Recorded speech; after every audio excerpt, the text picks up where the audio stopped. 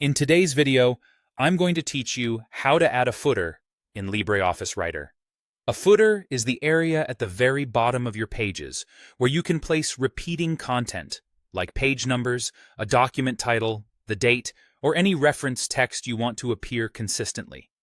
It's a simple feature that gives your document a professional, organized look.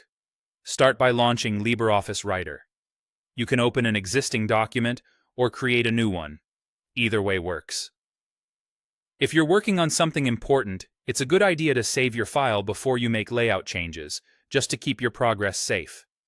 With your document open, look to the top of the screen for the menu bar. Click the Insert menu. This is where Writer keeps most of the elements you can add to your document, including headers, footers, page numbers, and fields. Don't worry, adding a footer won't change your content. It simply creates a dedicated space at the bottom of the page.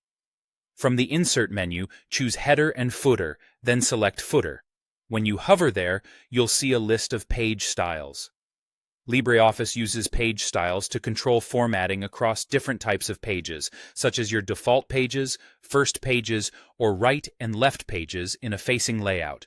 Click the page style you're using, most commonly default style. If your document uses a special first page or different page styles, choose the one that applies to the pages where you want the footer. The choice you make here determines which pages will display the footer, so selecting the correct style is important for consistent results. As soon as you select the style, Writer creates a footer area at the bottom of the page, and your cursor jumps there automatically. Now you can start typing your footer text. You can format it just like normal text, change the font, size, and color, or use the alignment options to place content left, center, or right. Want nicely balanced sections, like a title on the left and a page number on the right? Press Tab to move between tab stops, and adjust the ruler if you need precise spacing. If you'd like dynamic content such as page numbers or the current date, you can insert fields from the Insert menu. When you're done, click back into the main document to continue editing.